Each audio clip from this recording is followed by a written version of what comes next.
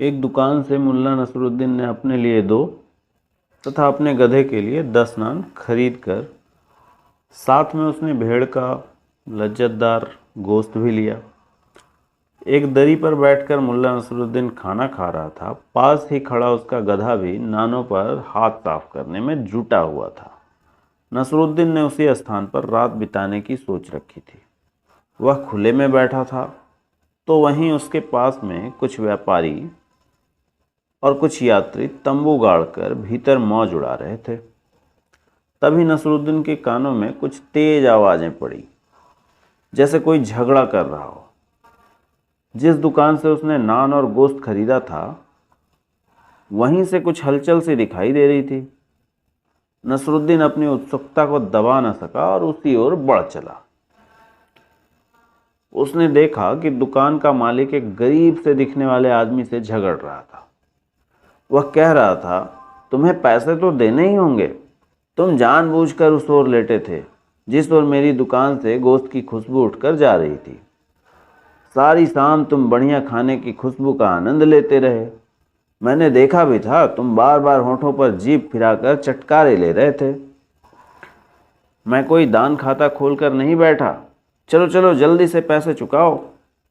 बेचारा गरीब आदमी बेहद असहाय सा दिख रहा था।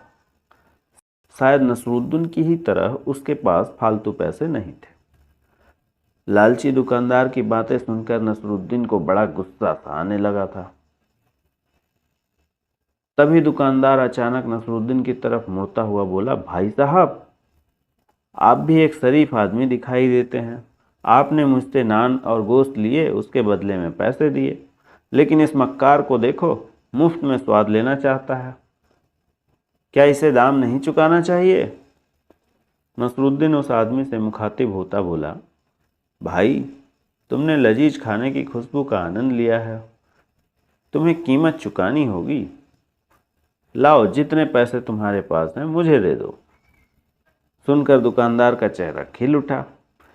गरीब आदमी अपनी पोटली से कुछ सिक्के निकालकर नसरुद्दीन के हाथ में रख दिया।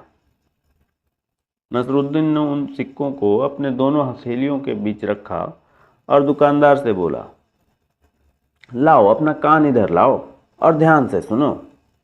दुकानदार के कुछ समझ में नहीं आया। नसरुद्दीन बोला, तुमने सुनी सिक्कों की खनक? हाँ, क्यों नहीं, लाओ मुझे पैसे दे दो, दुकानदार बोला। लेकिन नसरुद्दीन ने सिक्के गरीब आदमी को लौटा दिए और दुकानदार से बोला, हिसाब बराबर हो गया। इसने तुम्हारे खाने की खुशबू ली और बदले में तुमने इसके सिक्कों की खनक सुन ली। दुकानदार का चेहरा फक्क पड़ गया। वहां खड़े लोगों ने भी नसरुद्दीन की बातों का समर्थन किया। उस गरीब आदमी ने नसरुद्दीन का ढेर सारा शुक्रिया अदा किया। जब नसरुद्दीन वापस गधे के पास पहुंचा तो वह उसे देखकर खुशी से मिट्टी में लौटने लगा। अगर ये एक छोटी सी कहानी आप लोगों को अच्छी लगी हो, पसंद आई हो, तो लाइक कर देना, वरना डिसलाइक भी कर सकते हो। कमेंट करके अच्छी या बुरी बातें इस कहानी के बारे में आप बता सकते हो।